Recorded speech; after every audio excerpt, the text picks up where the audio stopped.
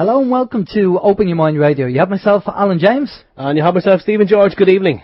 Good evening. It's Sunday the 5th of July 2015 and happy Independence Day to all our American listeners for yesterday being the 4th of July. Our Independence Day in Ireland, for people who don't know, is the 21st of January. That's every year. Yeah, it's not just a one-off. It's not on the leap year. Yeah. So you know what? You've just answered the question. I was wondering why my missus went shopping. She went into Aldi and she brought back a load of stuff, and there's all American this, American that. I didn't twig, but 4th of July. 4th of July, Independence Day. And the good news also is that we are now on fibre. So I had my internet. Yes, we are. Yes. We're eating Weetabix. I tell you what, we are chuffed here. We're very excited. We had an internet broadband update during the week, and instead of having 5 megs up and down, we have it's 47 down and 20 meg up. So a big difference after last week with the meltdown as well. I mean, that was incredible. What happened last week with Corey and David on, but there you go. We're kind of back to normality this week, which is a good thing. Right. Before we continue, I think it's probably worth mentioning about all the chaos and mayhem last week. We did have confirmation during the week that there was somewhere in excess of 66,000 people tried to access was the pod or the stream, the live stream? I can't remember. It was the pod. There were 66,000 individual IP addresses trying to access the actual podcast. And we had load of requests in from people wanting the podcast as well through email and stuff like that. So it was a complete meltdown. Nothing like controversial subjects to get the old juices going with some people, you know. But, right, our guests on the show tonight, we have 2 guests on the show tonight. We have a lady, Kate Curtis, who's a healer, and we have Chris Coverdale, who'll be on later. He'll be telling us all about why we shouldn't be paying tax. And he didn't go to jail last week, which is great, which means we'd have a talk to him tonight. But before we do anything else, obviously we'll find out what the communication channels are. Yes, we will. Communication channels this evening are... The communication channels are email info@oymireland.com, by phone 046 927 1212, and you can also contact us direct through the OYM chat room. Yes, 04692711212 is the phone number for the studio this evening. I want to say hi to everyone that's logged into the chat room, our own chat room here on OYMradio.com, and also on the People's Internet Radio chat room as well. That's peoplesinternetradio.com. You can check us out. We're going to be monitoring both of those chat rooms there for questions for the guests this evening. Also on our own website there, we have the Facebook link for those of you on anti-social media. You're more than welcome to pop along there, check out, see what we're up to, what posts we have up, and obviously you can like them and share them and do all sorts of weird and wonderful things. Again, with the old anti-social media. What else we got? We have the YouTube link as well. That's on the website down the bottom. You can check out some of the videos and podcasts are going to be on there. We also have the TuneIn Radio app for your listening pleasure on your Android and iPhone devices. Or else you can just go along to tuneinradio.com and type in OYM or Open Your Minds and you will find us there. Anyway, Alan. Excellent. Right, we did an interview on Friday with Martin from People's Internet Radio, and we had a good chat there. 2 hours was from 9 o'clock to 11 o'clock. So if people want to hear that podcast, I'm sure we'll be able to track it down on People's Internet Radio and listen to myself and Steve gabble on with Martin and talking about what's going on. So good interview, good chat. Well done, Martin. Enjoyed it that night, and time flew by. Brilliant interview.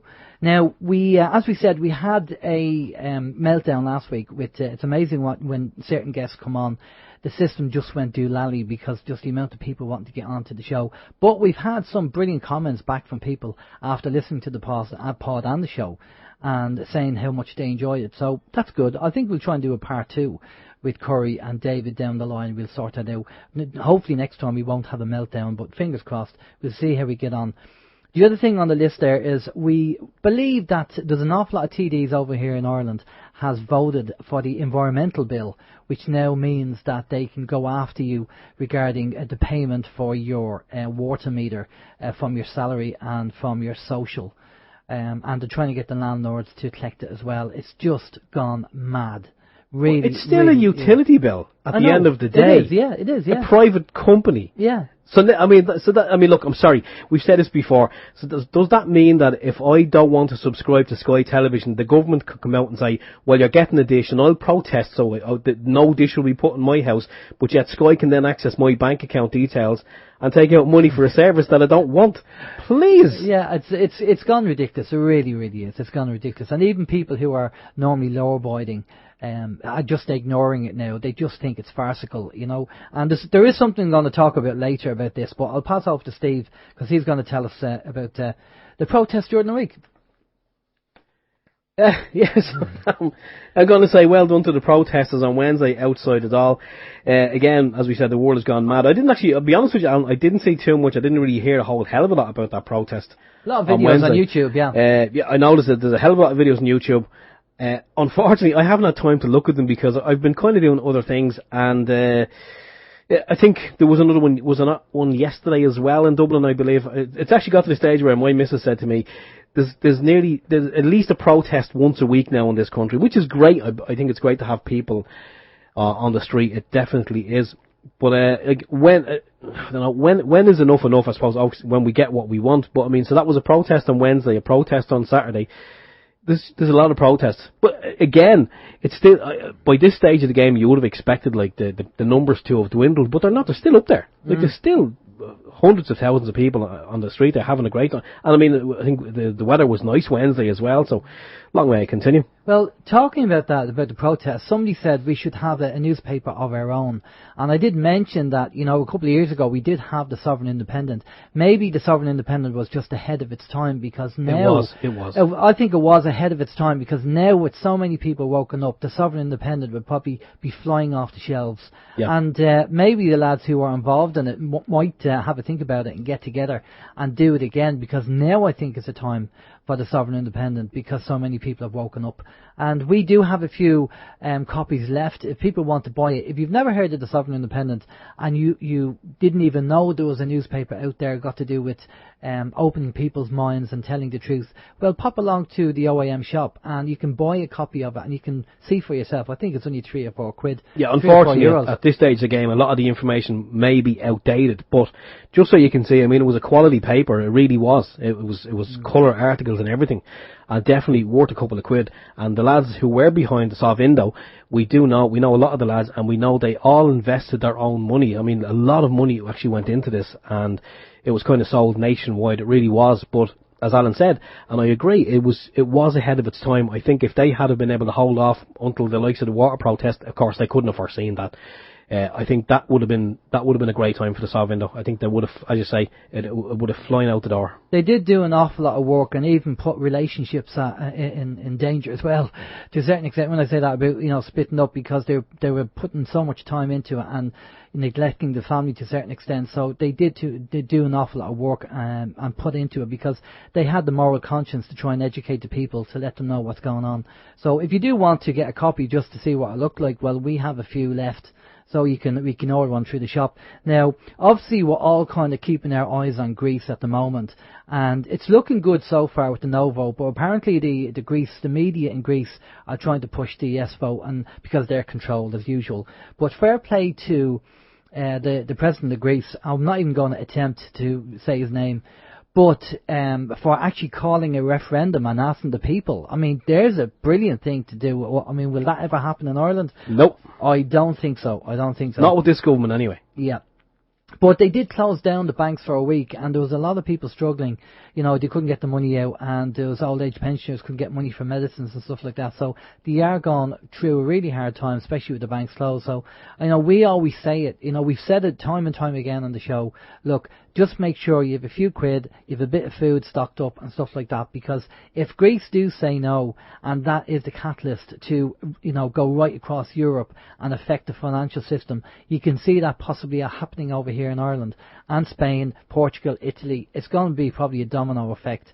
So it's better to have it and not need it, and need it and not have it. Just keep that in mind. So, you know, be handy to, you know, have a few things in the house just in case. Steve? Yes, so I'm going to just tell you quickly about the Pain Genie training that's going to be happening next Saturday and Sunday. It's going to be in Bewley's Hotel in Leopardstown. in Dublin. Places are limited for the event. Price-wise, it's going to be €350 if you do not own a Pain Genie device, or €290 if you have bought a Pain Genie device within the past 12 months. It's going to be 2 full days of training, and it's going to be fantastic. Both Alan and I are going to be there by special request, and we're kind of really looking forward to this, because we've seen the videos, we've seen all the stuff on the website, and it's great watching it, but it's going to be fantastic actually having the hands-on there with Richard and co. So again, if you can make it, it's going to be the foundation course. It's the 11th and 12th of July. That's next Saturday and Sunday. Bewley's Hotel, Leopardstown. Again, $290 if you got a device, $350 if you don't. Alan. Brilliant. Well, I was just going to say, how's your week, Steve? Well, my week's been absolutely fantastic. The highlight of my week was Friday night there, when we both got a chance to, we got a special invitation onto Martin's show on PIR, People's Internet Radio, and we went on, had a good old yap with Martin there for, as Alan said, from 9 to 11. I mean, there was other things that we could have been doing, I suppose. I could have been, doing family time as well as Alan. But we said, no, we really look forward to this, because we actually met Martin there a couple of weeks back at the Pain Genie seminar that we did in Navan with Richard Cumbers. And just kind of clicked, got on great there at Martin. He invited us on. We had a good old chat about this, that and the other, putting the world to rights as well as other things. The podcast is knocking about somewhere, but it was nice to be on the receiving end. Instead of kind of sitting on this side of the microphone, we were technically on the other side, and we had a bit of crack as well.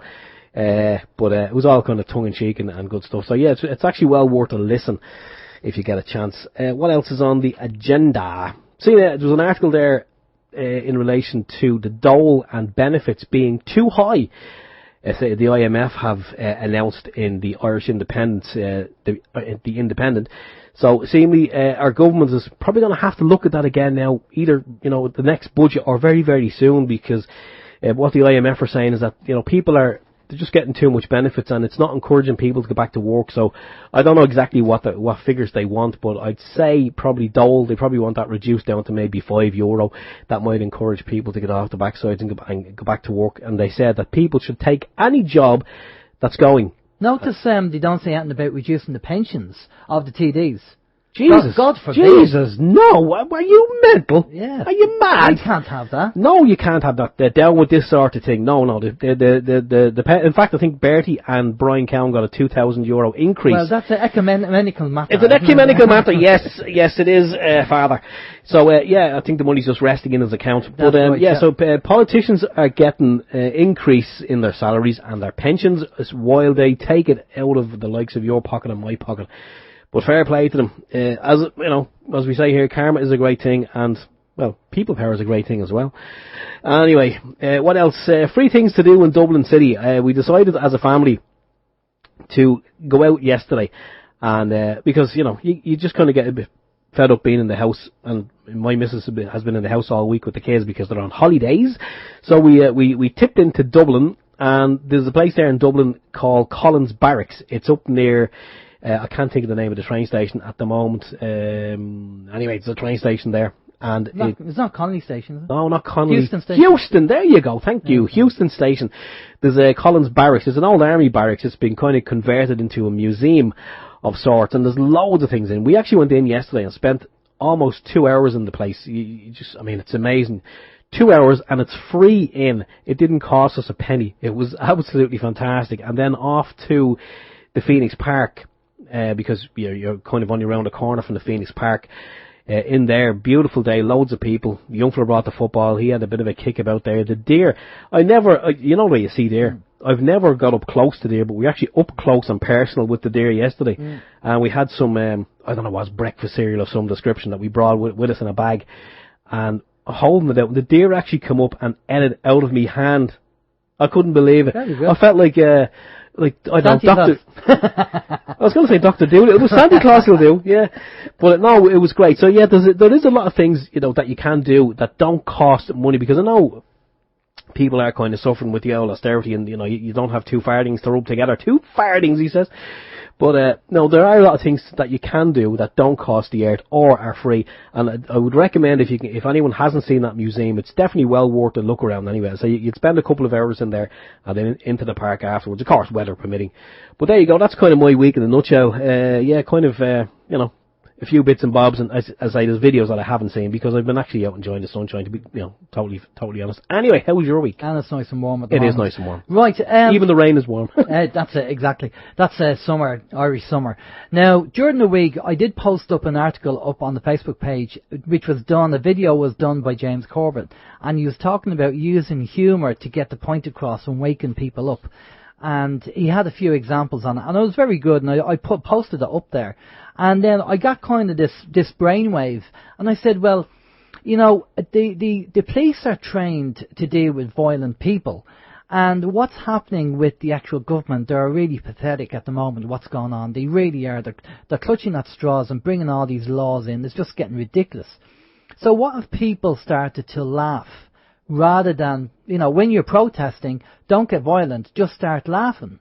You know, and so one of the ideas that just popped into my head, and I made a comment on one of the Facebook groups, and I'm sure if you're of a certain age, you remember a song by a group called Village People in the Navy. So I kind of put up, and I changed the lyrics to In the Gardaí. And kind of the lyrics were, in the Gardaí you can beat the public up, in the Gardaí they seem to act real tough, in the Gardaí. Sing it, come on, you can hit an OAP. Come on, in the Gardaí. No, I'm not going to, no. We don't want to go down that road. So anyway, for a bit of a laugh, I put it up on the actual Facebook group, and to my amazement, when I came back, I had about 60 odd people liking the idea. So you never know, somebody's going to go out there and change the lyrics, but imagine singing something like that. I mean, what are the Gardaí going to do? We're arresting that man. Why are you arresting him when he's laughing at us? So is there laughing at a Gardaí Act 2015? Then there'll be, he's looking at me in a strange way, and then loitering with intent on a zebra crossing, and wearing a loud shirt in a built-up area. And, you know, it starts getting ridiculous. I mean, what's the sergeant going to say? You arrested him because he was laughing at you?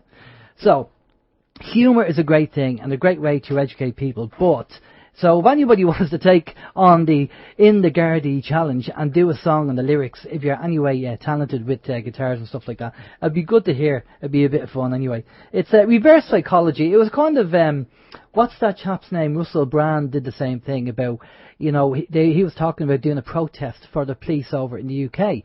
Why don't the people go out and protest for the police?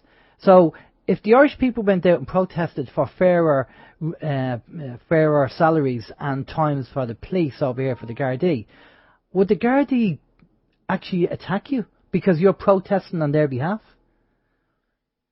Honestly, That's I wouldn't be tricky surprised. one, isn't it? Well, I mean, you can have a bit of a laugh at it, but I mean, on a more serious note, with the whole Tetris system, as we know, we have been told that the Tetris system, which is the radio communication system that the Gardaí use, broadcasts on certain frequencies, and it kind of, when it's worn close to the body, it can damage it, and it can also lead to increased violence. So I mean, that could be something in it, you know, with that as well. Okay. So I mean, I know what you're saying. Like we could have a good laugh, and yet laughter is great. Laughter is the best medicine, which has been said for years. Bill Hicks said it, and George Carlin said it, and they made a living doing it.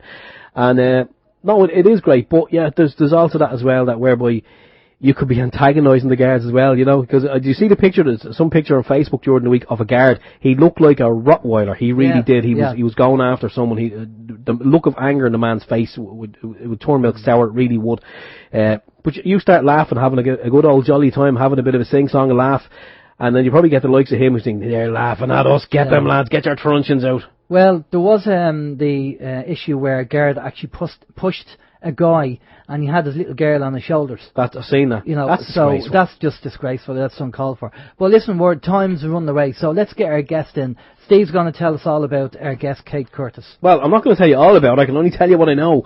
And there's a whole half page of Kate's bio, which I'm not going to go through the whole thing. I'm just kind of going to quickly go through. But we have here, Kate Curtis has been working as a healer since she was 18 years of age, and having trained as a nurse and midwife, she later trained in additional Chinese medicine, acupuncture, reflexology, Reiki, Herbalism, Transpersonal, Psychological and Holotropic Breathwork. She's been specialising in women's health in the past few years and offers support to couples undergoing IVF. She's and also for those wishing to achieve conception naturally. She helps people who have deep spiritual, emotional and psychological difficulties, and is trained within the transpersonal psychology field, specialising in the holotropic breathwork.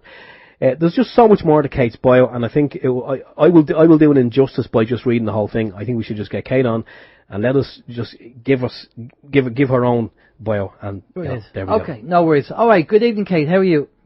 Hello, hi there, how are you? Not too bad, not too bad. Listen, Kate, thanks a lot for coming on the show.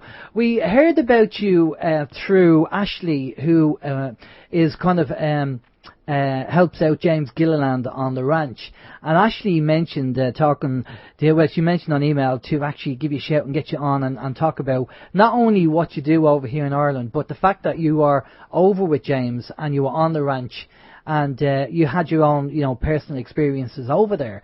So is there anything you want to add to the bio before we kind of start talking about that? Well, not really. I mean, that's very the general gist of what I do and who I am. The reason that I was over there with James Gilliland, which is over in Oregon, was because I was actually visiting some friends who live or who have an apartment very close to where his ranch is, and this amazing place in Oregon. And I just was it was a very opportune time to be able to go and visit James. I was over there with these friends. We were actually attending a transpersonal workshop. And so afterwards we had a week where we were kind of chilling out at this area. It was such an incredible place, surrounded by these mountains. And one of my friends, Natalie, who's a very profound healer in her own right, she invited us to go and visit with James. She had a very close connection with him and his work that he does there. And so I actually knew a little bit about James through various friends of mine and through following him myself. I had no idea that this was going to be such an amazing experience by being there, especially since I come from where I live here, which I live very close to. I live actually under the Sugarloaf Mountain in Kilmechanic in County Wicklow. Okay. And we're living in a place where it's kind of very beautiful, sacred area. We've got our own sacred site right beside us, in one of the few oak forests left in Ireland. It's an ancient burial site, which is 500 BC. It's called the Druids Rock. So I have always had an interest since I was a child with these sort of sites. My father was very deeply connected with the land, you might say, being a fisherman, and also we used to always drop off at these different sites, old castles and, places like Tara and Ishnok, oftentimes travelling nearby, and he'd drop off, and I was always intrigued by everything. As I grew up, I was brought into closer connection with what this is all about. So when we went to James's place, it was really extraordinary because as most of the listeners might know about James Gilliland, is that he's well known to be somebody who is trying to help people to understand what goes on behind, what's on the other side, if you like. So he's well known for having UFO sightings on his ranch. He lives in an area between various mountains, Mount Hood and Mount Adam being the main ones. And you can see these snow-capped mountains from his ranch. As you're outside, it's extraordinary, the sort of energy that you can feel coming from these mountains. They're huge, almost like a mountain range that sweeps if you look at the map of America, the west coast of America sweeps all the way up to Canada, all the way down from Peru, from Argentina, the same mountain range, like the spine of America. So we were right in the middle of what seemed like the heart chakra of that mountain range. So it's sort of like the sort of, the third, or what is it, this 1, 2, 3, this fourth chakra all the way up the spine. So felt it was extraordinarily important that we were there. Okay. James is a good friend of OYM's, and although you were out there, you said you didn't see anything yourself, but you said the energies were very good. Yeah, the energy was extraordinary. I mean, we were brought in. I think my friend Natalie, who was very psychically attuned, she realized that there was something going on. I mean, James won't mind me saying this because we already spoke. I spoke over there on the radio, on his radio, because at the time something was not right. He was preparing to open his ranch because he has this sort of open 6 months of the year. I think, you know, he opens it up to the public, and there's lots of speakers, lots of big, you know, events, seminars, etc. People come from all over the world, and so he was preparing his place for opening, and nothing was right at the time. Everything was off skew. When we were there, we were aware of the different energies. Two of my friends were very, very psychically attuned. I wouldn't be as psychically attuned. I'm much more, I suppose, aware of what's earthbound rather than up there. But I was able to tune into the energies, the feelings. So two of my friends were able to probably see more than I could, because I don't see things, but I can feel things. Yeah. So, but certainly when we were there, we were able to help to rebalance. Between four of us, we did a lot of work on the land. We did a lot of space clearing. We worked with James personally.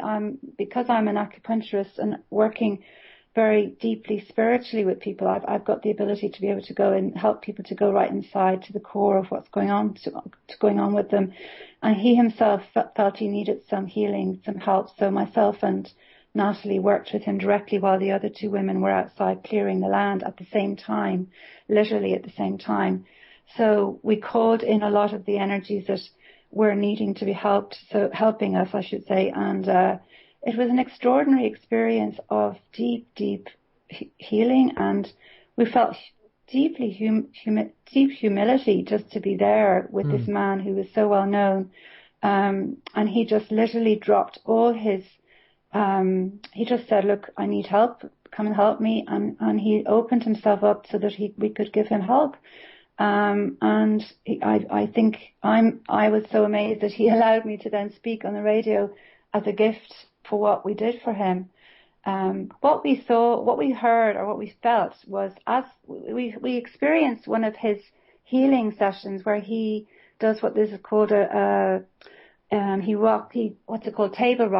table tipping, and he calls in the energies of who he's connected with. So, I mean, we're talking about these higher beings that, you know, Metatron and all the different beings that he would call in. So when they were called in, we could feel them. I could feel tingling in my mouth, my lips, my face was all tingling. The whole room felt changed, very, very deep change whenever we were calling in these energies. It was extraordinary. And then he did some deep healing from a friend of mine who is closely connected with his work, who lives in England, and he did a deep healing from her for her at a distance, and it was amazing. She felt it from a distance. So this man is extremely talented healer. What his job is to try and help mainly men actually have huge. He said it's mainly the men who have huge disbelief about the unseen, about the spirit worlds. And so what he's had to do is to try and video and record on film what are the entities as they come in. So he has he showed me his whole album on his computer. He showed me of all the different things that have been cited and recorded and filmed, and it was just incredible. And I said, why do you need to do this? Why do you need to keep filming these? And he said, well, because there's so much disbelief in the world for the spirit world. People don't believe in the spirit world. So he was trying to clear out the disbelief that people might have by showing it on film and on, you know, special film. Yeah. So it was extraordinary. Yeah, well, I've seen some of the videos that James has done. He's put them up on YouTube, and he's had people like Danny Dyer out there and Robbie Williams, and expert witnesses and military men and everything else who are skeptics, and then they're walking away going, "That's incredible. What I'm seeing is not ours. That's not air technology." And James has been on the show a few times, and I mean, we'd love to take a spin over, but we just don't have the funds to do that at the moment. But it'd be great to go over and experience that energy over there. It'd be fantastic. Now, but back over here in Ireland, what you're doing, You're, as you say, you're based down near the Sugarloaf, yeah?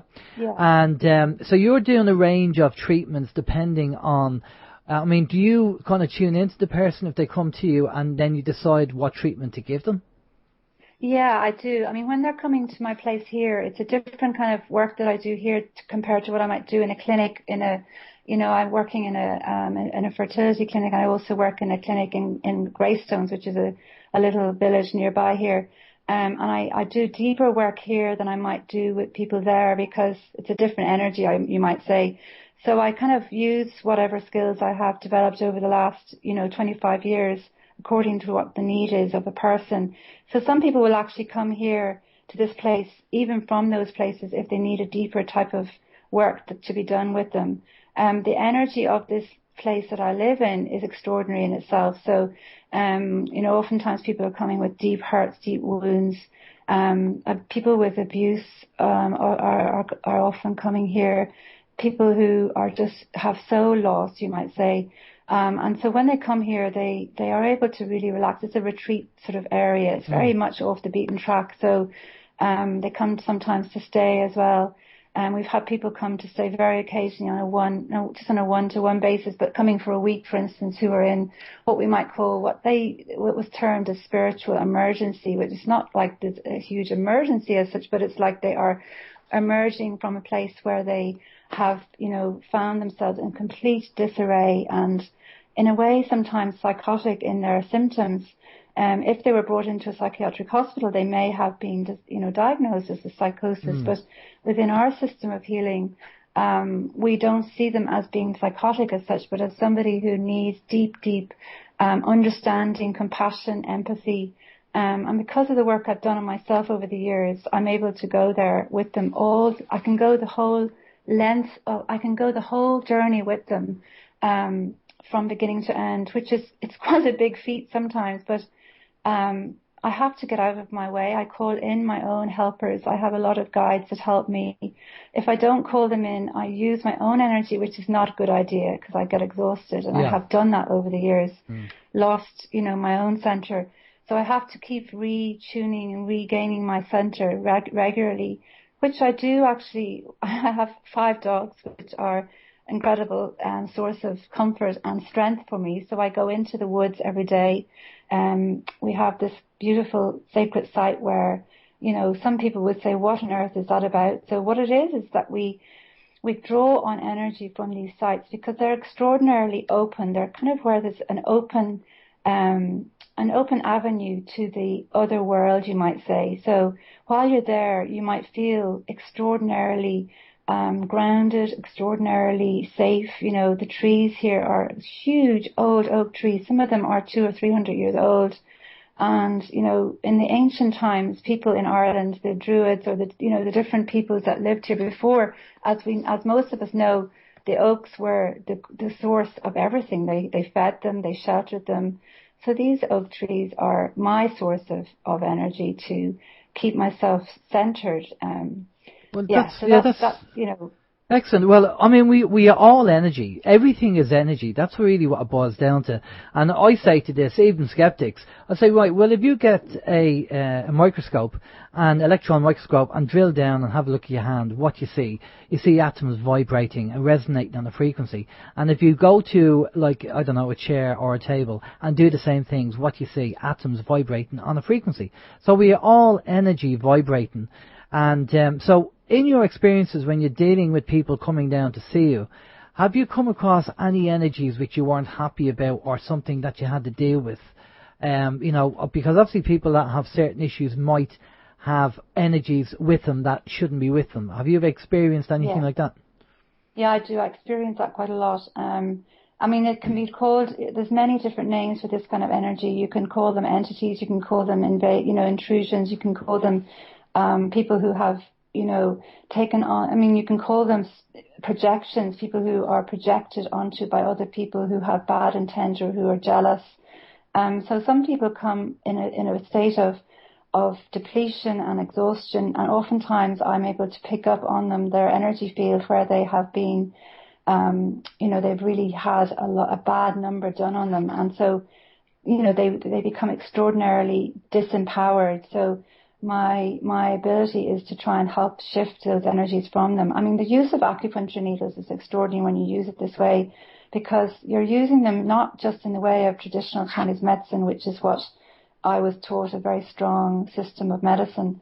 But the ancient Chinese, Tibetan people would have used it more like this. In fact, they would have used it intuitively, the way that the needles are inserted. They can go right to the center of where there is something that's there that needs to be exposed and released. I also use sage a lot, and, sacred tobacco at times. We use that to blow smoke around people just to help shift off very, very quickly. It shifts the energies off them.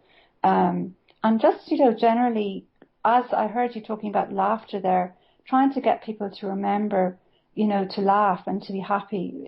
Sometimes people come and they've forgotten how to do that. So yeah, I mean, a lot of it is to do with how to help people to get back to their center and to their empowered state.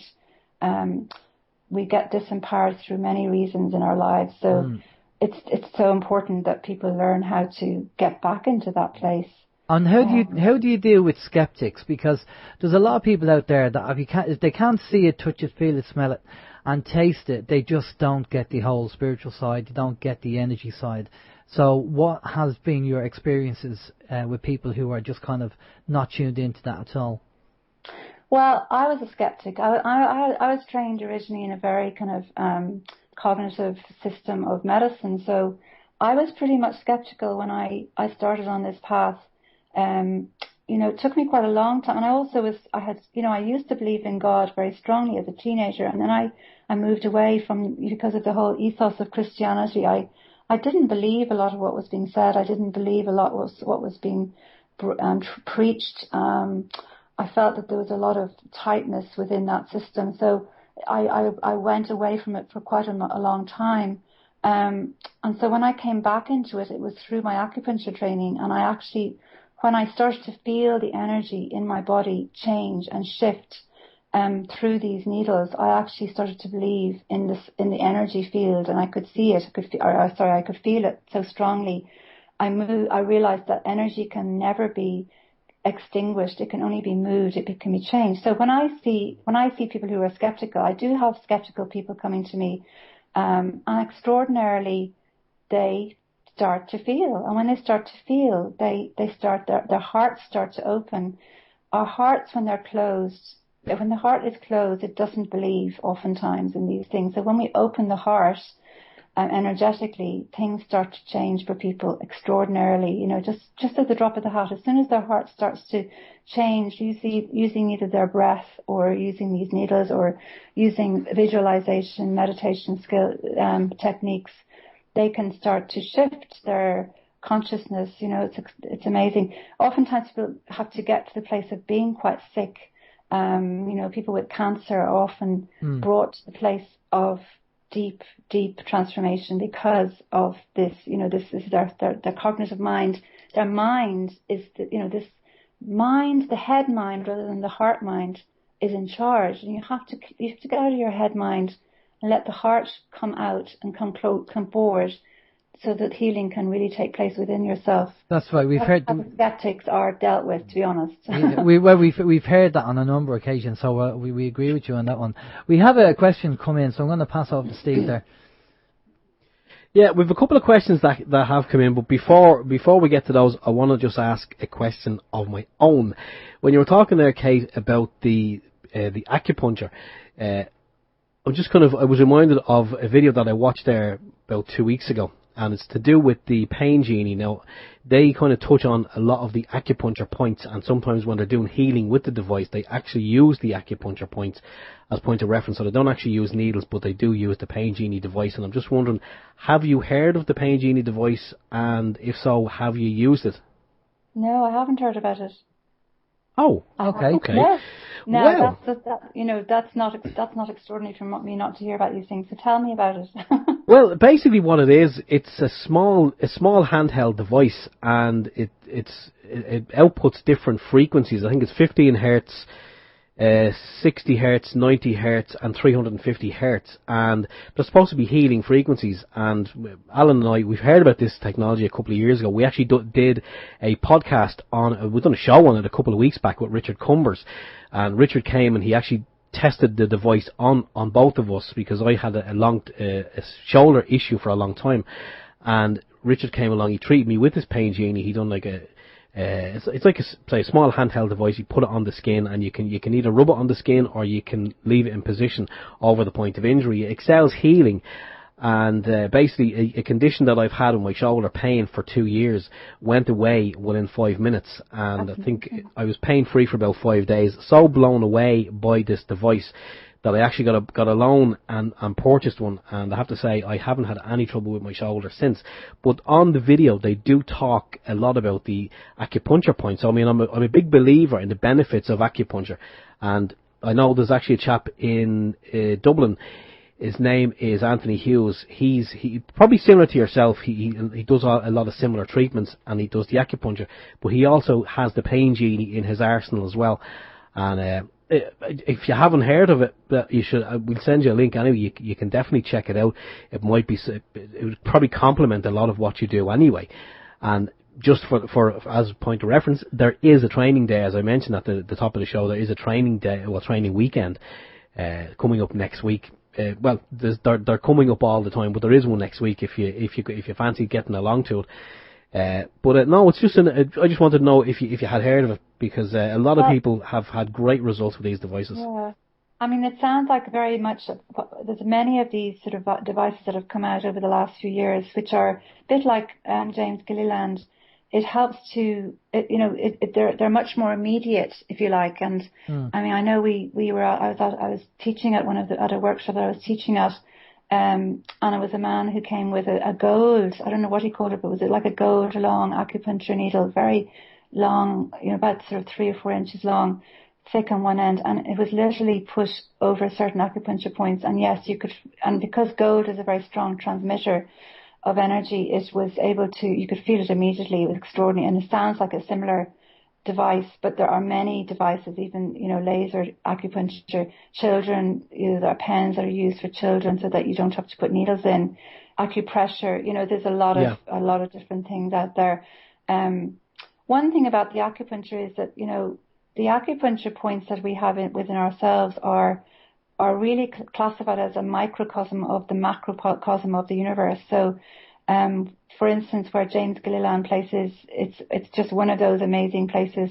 Many on this planet are there of these, we call them acupuncture points of the planet, of our planet. And it's so on our body, we have these acupuncture points, which are where we can access the internal energy of the organs and the different energy systems. And by just literally, as you say, pointing in a device or putting a needle or putting our finger, even if we do Qigong, which is an energy form of healing, we can literally put our finger over an acupuncture point and people will feel tingling. I don't need to use needles at all sometimes with some people, because I can do that. And so these areas can be stimulated, triggered, opened. Our body can be opened. So similarly on the planet, these areas of deep, where there is deep transformation can take place, are called the sacred sites. These are acupuncture points of the planet, which is why there's a message that goes out. I'm going to say a message which is important for people to hear out there, that we need to go to these sacred sites regularly, even just to go and sit on a stone or a rock where they are, just to tune in and feel the energy, because it is important that these places are kept open. They're portals where there is a connection to, this may sound quite mad to some people, but they're portals that connect to the star planets, to the different planets above which, and these planets emit, these are good, these are very stabilizing forces for our planet. So we're part of a huge cosmos. So actually it's very important that we tune into all of this to keep our planet stable. At the moment, this planet is rocking madly. It's being really, really tested. The whole weather system is totally up the creek, all over the place, everywhere. Every country has changed. We had huge torrential rain today, which was extraordinary for this country. For example, there's hurricanes, there are so many different things happening. So we have to keep a stabilizing force. And many of us who are in this vein of thought have this thought around the whole of the globe to try and create stability. So I'm not working on my own. There's quite a lot of us who work at a higher level, we have very high frequency now because of the work that we've done on ourselves.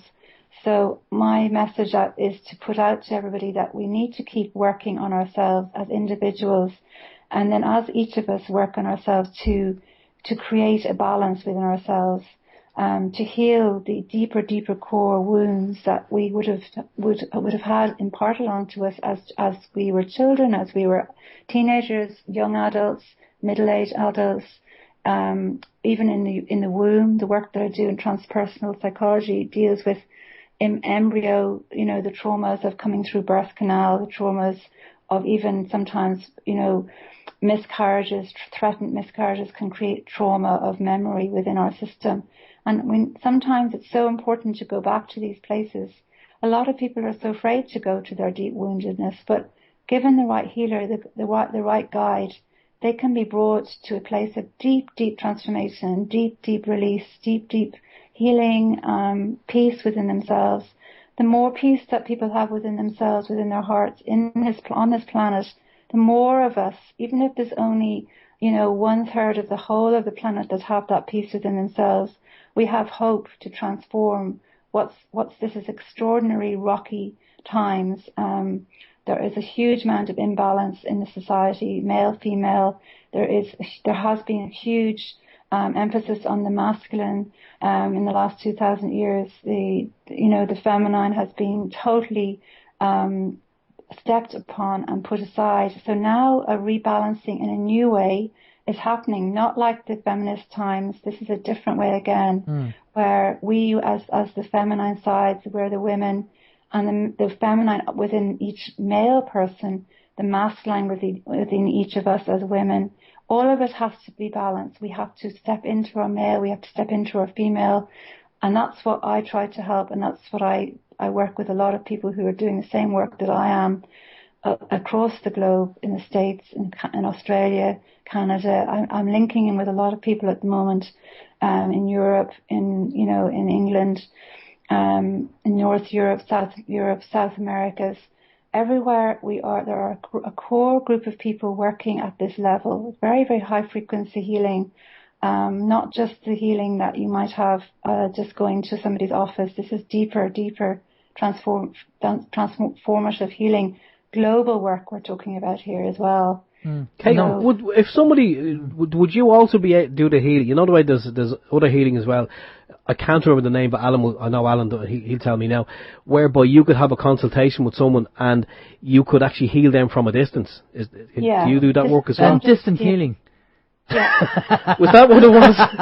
It's not just distant healing. Is that what it is? Distant healing. Oh, okay. Long distance healing. Yeah, long distance. Okay, now we're just watching the time, and we have a couple of questions in, so I'm going to shoot them over to you, and if you can, we try and keep it short, we try and fit as many as we can in the time, okay? So Steve, if you want to quick fire them over. We probably end up having to do a part 2 with you, Kate, at some point in time, because there's a lot of questions. Chris has a question. Chris is wondering, when you spoke of the entities earlier, can Kate be sure that these entities are who they claim to be and not energy vampires?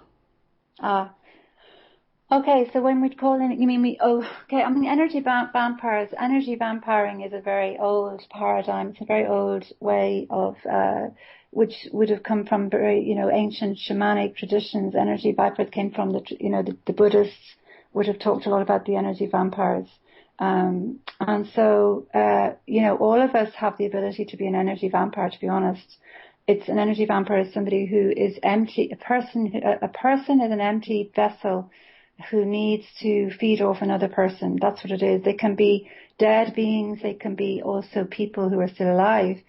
So I don't know whether anybody out there has experienced, walking into a room and feeling extremely depleted suddenly, and also maybe feeling certain feelings within themselves, like in their belly or in their chest area, and suddenly feeling pains in their body or whatever, if they were to tune in, you can actually know that there are some people in the room who are so empty and so distraught within themselves that if they latch onto another person energetically, they will then feel better. I mean, ringing somebody on the telephone, and you know how many of you out there have actually had the experience of a friend in deep need who needs to hear from you with huge comfort and solace. By the time you get off the phone, you're extraordinarily depleted. So in a way, it's, energy vampire this is a term that's being brandished around the place. But yes, we have to be careful. I mean, there are people who are energy vampires. As a healer, I'm very aware of that as people come into me. I'm very strong in my boundaries. So people they don't tend to vampire off me anymore. But when I was a younger person, yes, I would have had that happen to me. When I'm trying to help people to clear this sort of vampiring energy from their system, I've had a lot of people come to me. The biggest energy vampire are people who have been associated with alcoholism or addiction, and so they may even have had relatives that are still attached to them. People who've crossed over, who have had strong addiction problems themselves, will attach to a loved one because they don't want to go. They're scared. They have no way of operating on their own within their own energy system. So even when they're dead, they can still be attached. So we have ways of extracting that attachment. Okay. I have ways of extracting attachments from people that way. Okay, that's good. Right, next one. I was just looking at the time. So. Okay, and this is kind of a similar question from Graham. Graham is wondering, can you ask Kate if has she ever encountered the Jinn negative entities? The Jinn negative energies. Jinn. Jinn. Jinn. I don't know the name of Jinn. I'm sorry, I don't know what that is.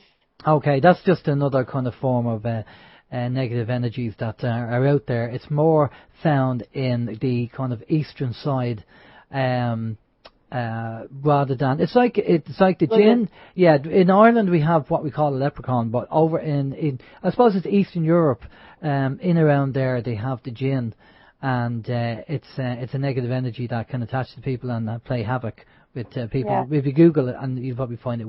Okay. Find out more information on it. Yeah. I think it's important for people to know that there's negative and there's always going to be negative energies out there. There's always negative and but there's also positive. So we have to be careful not to hone in too strongly on the negative. It's important to know that there are really strong positive beings that you can call in for your assistance, including your own source of inspiration. So people who are still believing in God or still believing people are believing in the goddess, God, or, the spiritual beings that they have connected with, just call them in, that are the positive ones. Always, if you're calling, I'm just going to give out the message that if you're calling in any energies, always call in the good ones. You ask for the malevolent ones to stay outside.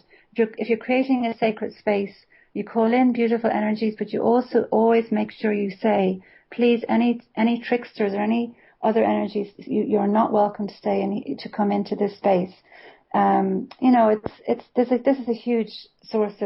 a huge subject. We could spend a whole hour talking about this, but it's important that people don't get too freaked out about the negatives. You need to be able to call in positives as well, and to call in your own source of strength from within yourself.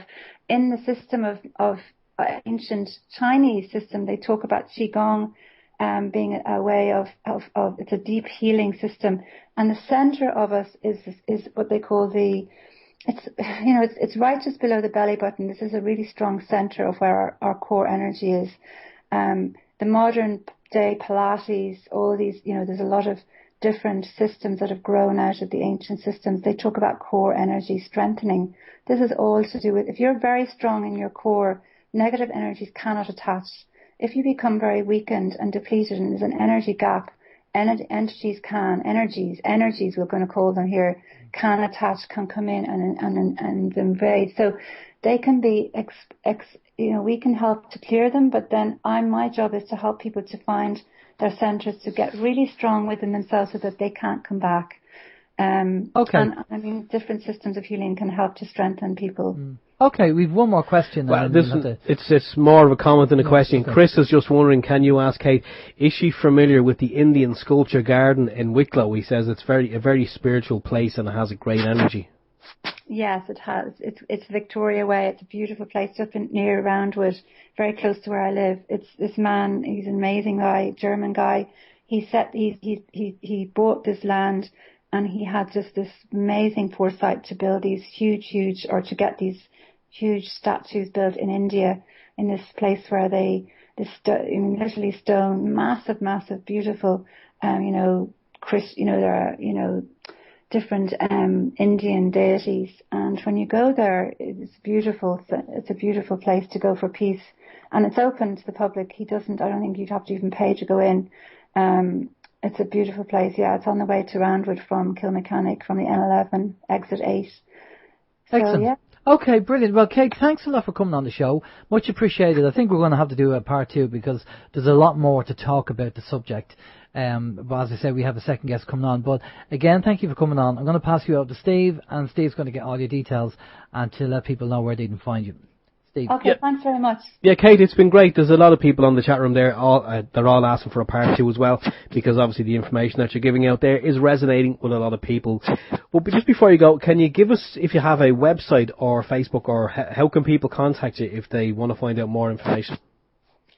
Okay, well, I have a website which is it's Golden Spears Healing. At the moment, it's called Golden Spears Healing. It's the reason it's called Golden Spears is because the Sugarloaf Mountain used to be called Golden Spears, and it's www.goldenspearshealing.com. Also, Facebook is Golden Spears Healing. My email is katecurtis@gmail.com, kaitcurtis@gmail.com. Anyone would be very welcome to contact me. I just wanted to also have a request from Ashley, who is the secretary of James Gilliland, in honour of the fact that I was there and that the fact that I'm actually speaking to you is through her. I did say that I would also let people know the website of where his place is, because people are welcome to go there. You can go there to take part of different seminars. So it's called www.aceti.org, ECETI.org. And if you want to find out what's going on, you just go on to www.private. Gosh, I can't see what I've written there now. privateinvitationaceti.com. privateinvitationaceti.com. I just thought I'd say that too.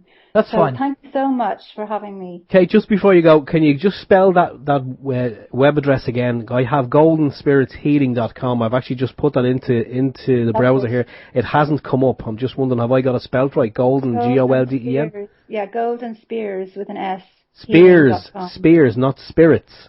No, Spears, Spears. Spears. Okay. I need a couple of cotton buds, I think. Brilliant stuff. Kate, thanks a lot for coming on. Just stay with us there, and we're just going to pop over to a musical break, and we'll be back after this.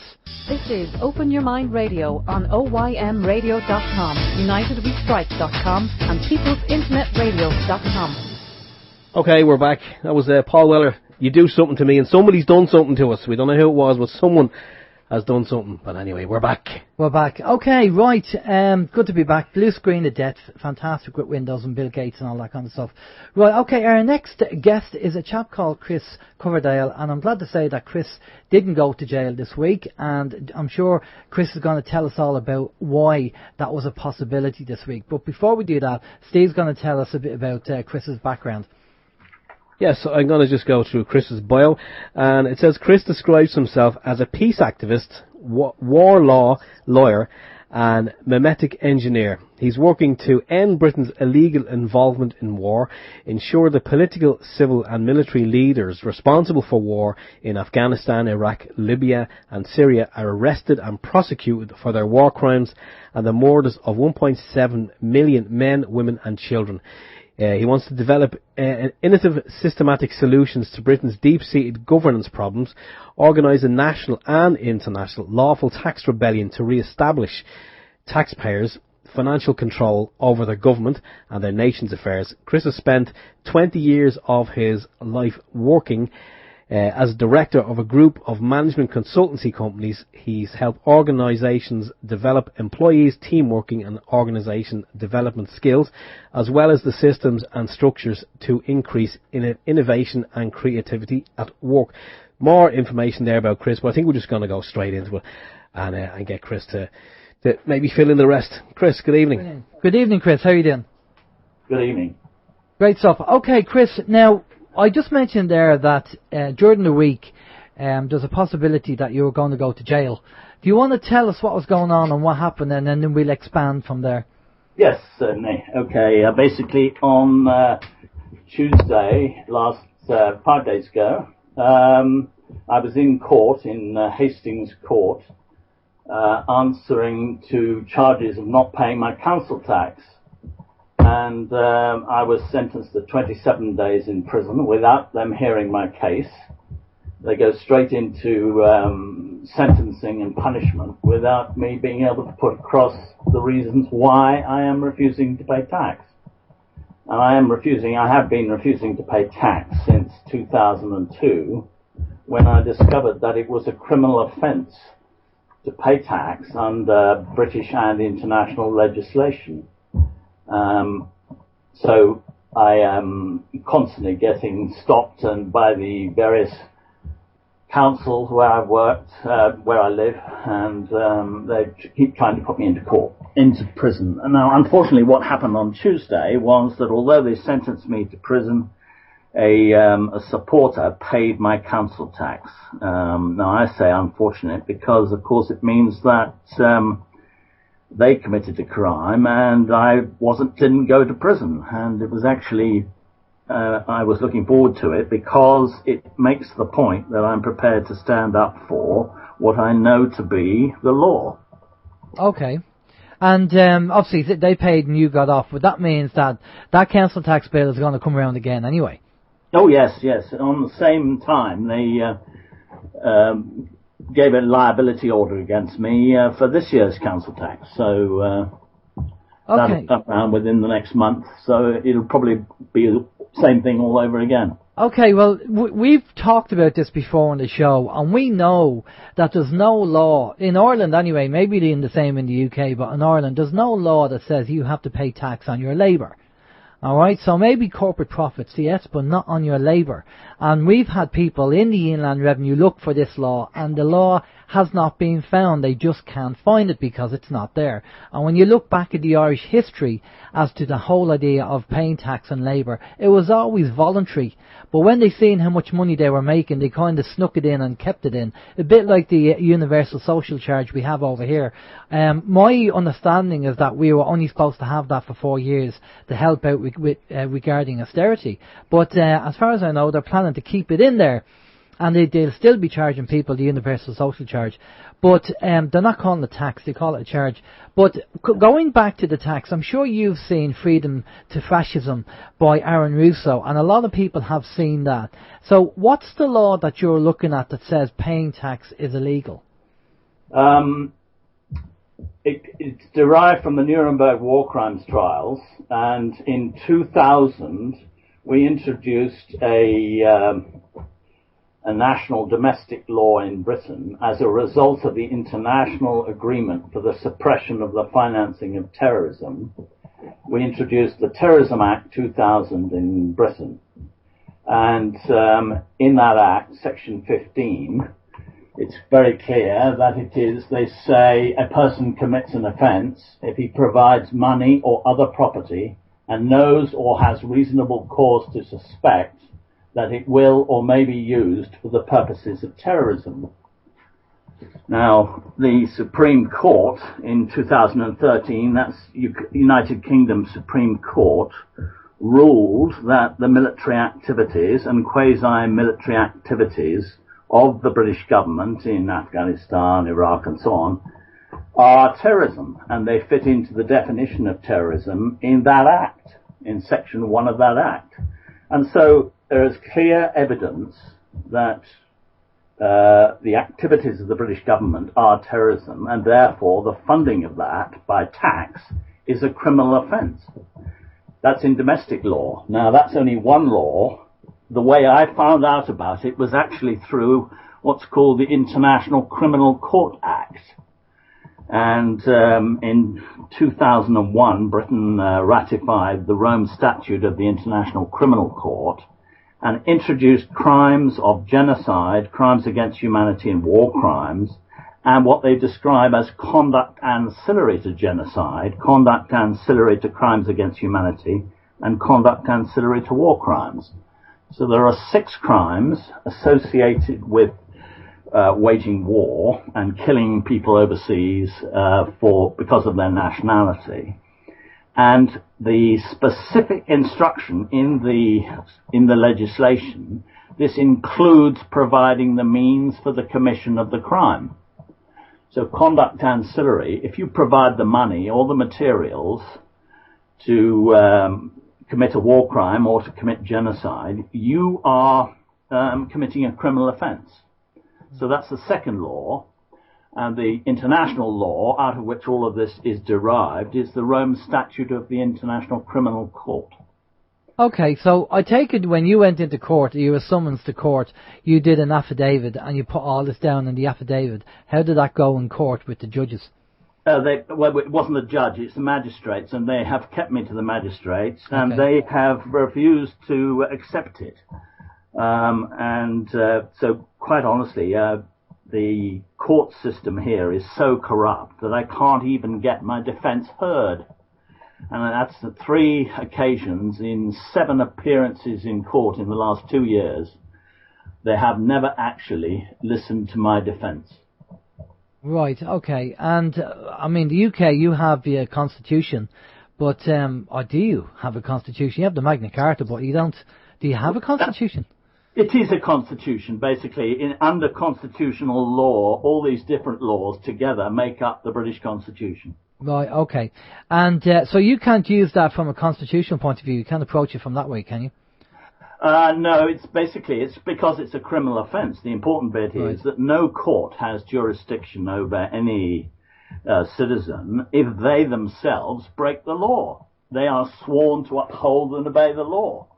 But in fact, the magistrates' court and the various people who are involved in this are breaking the law, those 3 particular laws that I've quoted, and in reality they have no jurisdiction. However, I have to prove that. I need perhaps 5 or 10,000 people to start joining in, and if there's that number of us, then they have to uphold the law. But until that comes, then we are operating as as individuals, and one has absolutely no power over the state.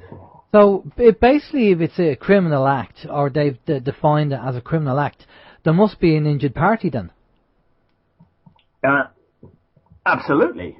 I mean, well, it goes back to the funding of terrorism, and the injured parties in this case are the Afghan, Iraqi, Libyan and Syrian people who have been murdered by the actions of the British government in the last 12 years. Yeah, but what I'm talking about is when you go to court, if it's a criminal act, there must have been an injured party which you can, question.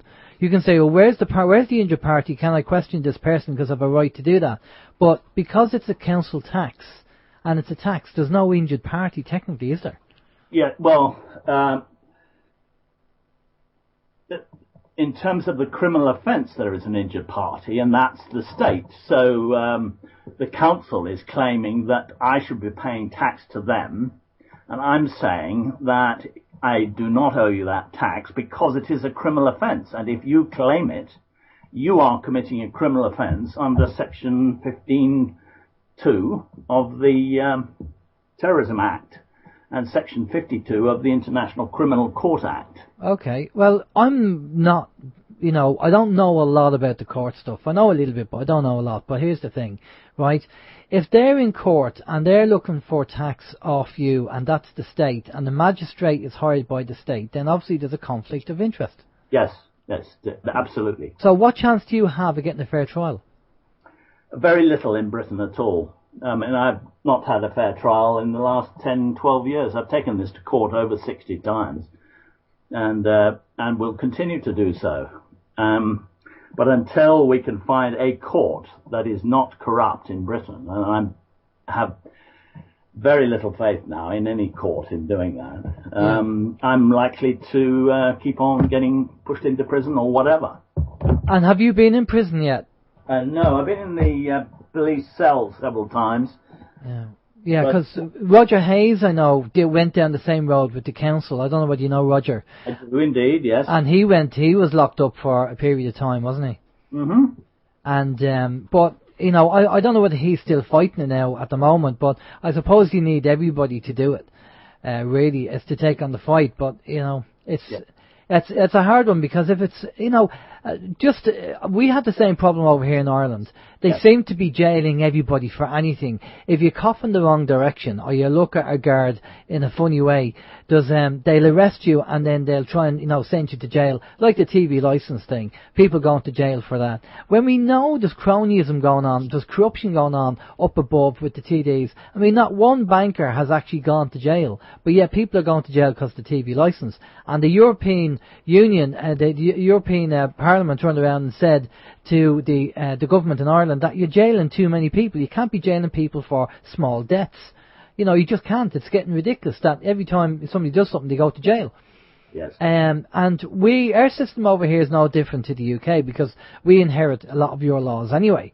And we have the same issues where we had an issue. There's a group over here called Integrity Ireland, and I'm sure a lot of people have seen the video, where the man stood up to defend himself, which is his right to do in the court, and the Gardaí just took him away.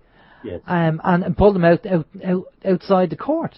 And we're thinking, hang on a minute, you're supposed to be allowed to defend yourself. That's in their constitution. So it's all gone nutty, you know. You have to find some way of ensuring that leaders obey the law. I mean, one of our main problems in this country is that we've not had a single political, civil or military leader arrested for their crimes in the last 100 years. And that's not quite right. We've had Aitken was put into prison about 15 years ago, but there is none of our leaders since 1997, when Blair got in and started waging war in 1998.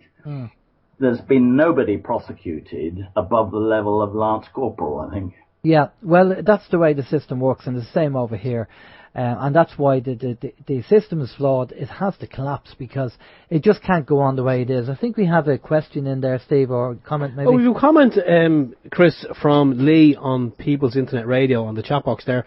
And Lee says, if we don't want tax, simply write to the MP that represents you and instruct him or her not to insist that the Finance Act be resurrected and reapplied in 2016. He said the people have the power to stop taxation by having the Finance Act becoming law again next year. That act is reanimated year by year, he says. Yes, that's quite right. He's absolutely right. And I think there are several things we can do, including what's called the Annual Appropriations Bill. What people are concerned about is that we need to stop the unlawful use of tax money, but we need to keep the lawful uses for the health service and education, etc., going all the time anyway. And we've got to sort of split the two somehow. And there are ways of doing that. And I agree that if we could get the opposition to vote down the Finance Act, that is one way of doing it. And perhaps another way is the Annual Appropriation Bill for the Ministry of Defence. To turn that one down, and that's quite specific, so that no money can go to the Ministry of Defence. We have different ways of doing it, so he's quite right.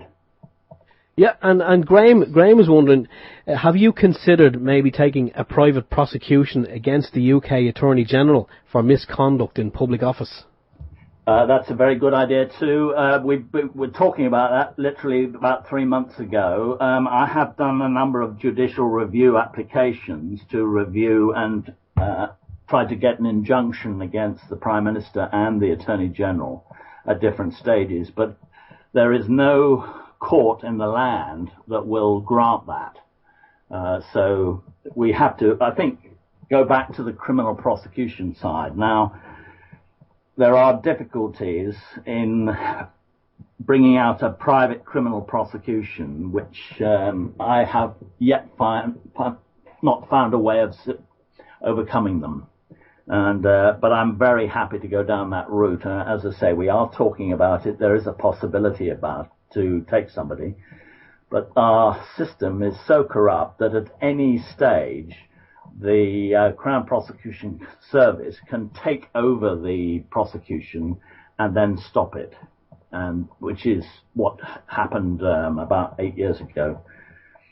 I'm just wondering what Carl Lentz would make of it if he got his eyeball on your paperwork and had a look. And because Carl Lentz, have you heard of Carl Lentz? No. Right, he's an American guy, big moustache, and he's very big, very, very tuned into the law. He's been over in the UK, and I don't know whether he's been in Ireland, and he's been interviewed, and he's represented a few people, getting kids back for people. And he tries to break it down to simplistic as possible. 50 words, he says, you need to know to use in court, so they know that who they're dealing with. And he's loads of videos on the internet, and it's quite interesting what he says. Now, there's a number of people. There's another chap called Bill Thornton who I find interesting as well. So there's a number of people, but the thing is, going into court is a bit like, having a game of basketball. Nobody can tell you what moves to make because you won't know unless you see what the other team are doing and what moves they're making. So it's just you have to study the whole lot, really, and then pull out the moves you need for whatever your opposition is doing. Yes. And that's really the court system. And, if we're not solicitors and we're not lawyers, and they know they can run rings around us to a certain extent, but I suppose if you know a little bit, it might help down the line. I think in most cases, if you know a little bit, it does help. Yes, you're absolutely right. I mean, I have spent the last 12 years boning up on the laws of war so that I now understand in detail the war law, if you like. And there are very, very few people in this country who have expertise or real knowledge of the laws of war. Because mainly there is no money to be earned from it, and therefore when people go into the law and go through the university system or whatever, they are steered into other directions. But there's no money to be made from defending or prosecuting war law. Yeah. So there are very few people who understand it. I mean, it's very clear that one of the main causes why we are at war at the moment is because Britain never ever upholds international law. We've had, since the Queen has been on the throne, she has authorised 23 wars. Now, no other head of state has ever authorised that many wars, and that has led to the deaths of somewhere between 8 and 12 million people, all of which are unlawful. Yeah. Well, we even had people on talking about the actual coronation stone that the Queen was coronated on was not the right one anyway, because the proper one was actually up in Scotland. But that's another story. So she's actually, when she says that she's been coronated and she's the Queen, apparently she's not, because of the coronation stone. But that's, as I say, that's another topic and another radio show. But over here, my understanding, and this is just my understanding, and I could be wrong, so if anybody's listening and I am wrong, please let me know. I'm happy to change what I know. But from the tax system over here, what I know is that after the War of Independence, they brought in the tax to actually help rebuild the country, rebuild everything on a voluntary level. But when they seen how much money they were making, now my father said to me that in the 50s, he used to deal with his own tax. There was no such thing as PRSI or PAYE or anything like that. You just dealt with it yourself and you made the payment. But then he brought us in the scheme PAYE, and then all of a sudden it was coming out of your wages automatically.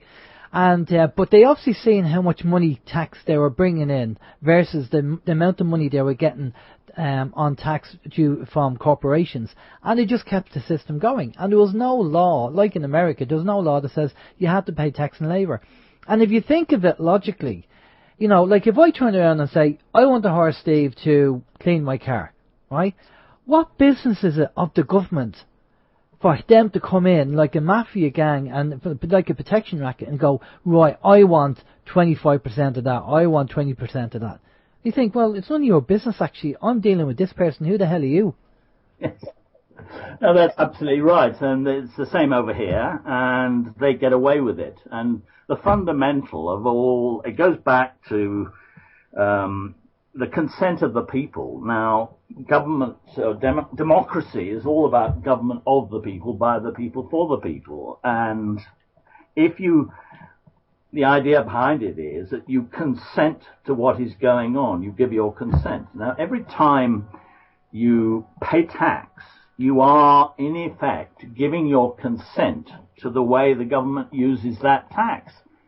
And so if I pay tax in Britain, say VAT, I buy a cup of coffee and I pay 40p tax, that is giving my consent to the government's use of that money for unlawful purposes, bombing and killing innocent people, men, women and children overseas.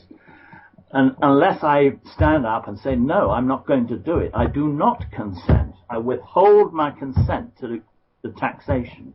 And you have to literally stand up and say, no, I'm not going to do it. And particularly when you can prove it's unlawful, that's what we have to do. And we have to do it together. I think our problem is that one or two individuals doing this is no good use to anybody, because the government just find ways around it all the time. Yeah. We have to find 5, 10,000, 15, 20,000 people who say enough's enough. We're now going to withdraw our consent to taxation.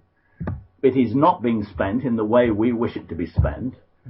And you no longer have my consent. I withdraw. It is amazing how people are conditioned. They'll turn around to you and say, oh, but you have to pay tax because we have to pay for our services. And you think, well, we are paying tax. It's called VAT on the goods that we buy. And up to before the Federal Reserve Act in 1913, they actually weren't paying any tax at all, and everything worked. Everything was paid for. Everything was working fine. So, we have to change our thought process regarding the whole tax thing. And it's drilled into us that we need the taxes for this, that and the other. And especially when politicians talk about deficits. I mean, they really don't understand the fractional reserve banking system when they talk about that. But we have a few more questions for you there, Chris. So over to Steve.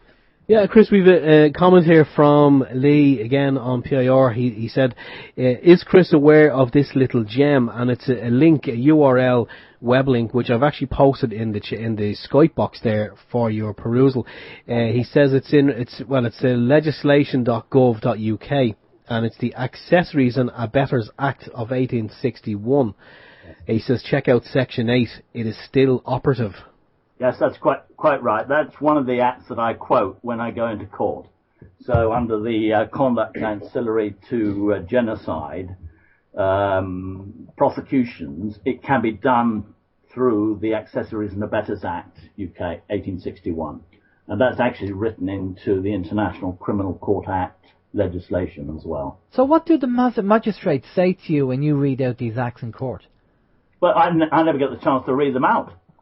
When I did, I was granted a pre-trial hearing and came into court the next time expecting the pre-trial hearing, and I was just sentenced to prison. So they didn't even let you have your defence? No, there's no defence case. There was no witnesses. There was no opportunity for me to put the law down, to say why I was doing what I was doing. I mean, it was quite ridiculous. On Tuesday, they had two things. One was they sentenced me to prison for not obeying the previous order to go to prison. It was suspended if I paid £20 a month. And because I hadn't paid for 3 months, they then sent me to prison. So on the basis of 60 quid not paid, because it's a criminal offence, they sent me to prison. However, they then said, liability order for next year. And I said, you have sent me this thing to show legal cause why I should not pay tax. And you are not allowing me to show legal cause why I should not pay tax. And they refused to allow me to do so. I mean, it's quite incredible, but that is our system over here. It is so corrupt, it's unbelievable. Well, Chris, Carl Lenz, one of the interviews, I'll have to send you over a link to Carl Lenz and listen to what he says. I mean, it might help you or not, but he was saying that if you go into their court and you're the defendant, then chances are you're going to lose. He said you have to switch it and you become the plaintiff, right? Yes. And if you switch it in your favour, like a counterclaim, then they're in your court. And as you're a sovereign person, they have to follow you in your court.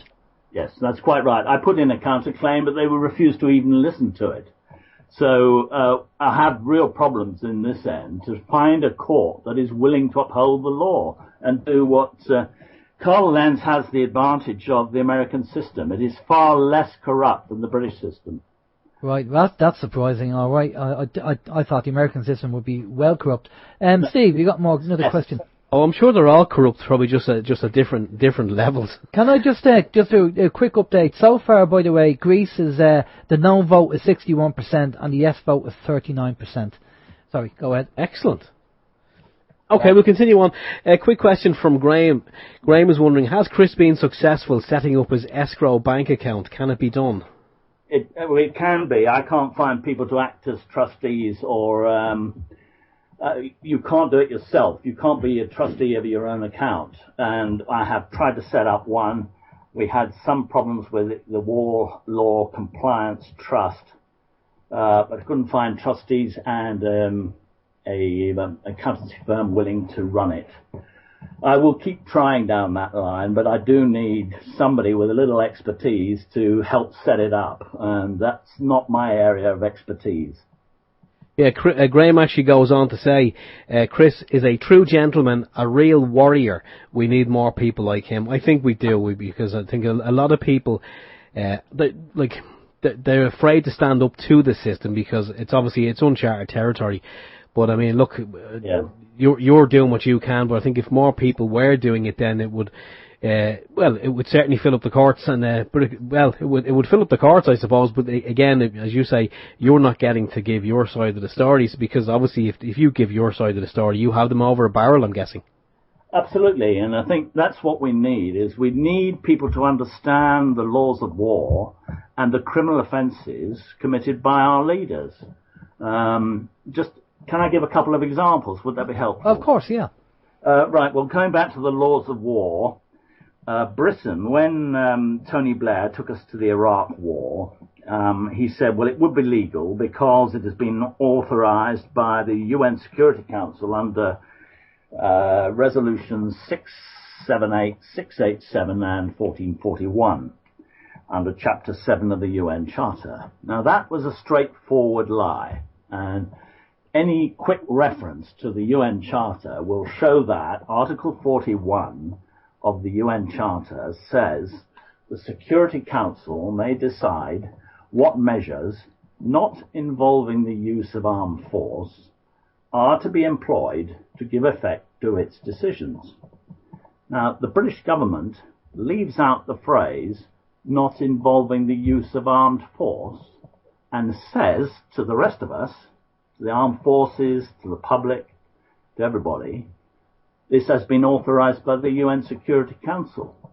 It is absolute rubbish. It is false legal advice. So we have to attack it from that point of view. Yeah, but this is what we're faced with. Over here is the same thing. I mean, it's just lies. It's just spin and lies, and that's just what you get over there. I mean, I used to live in the UK. I've lived there for 17 years. And I was getting you get used to it after a while with all the spin that goes on. And that's one of the reasons why I left, because I seen what was coming down the line, and I decided that now enough's enough. I'm going to move back to Ireland. Would you move over here, Chris, or are you happy to stay over there?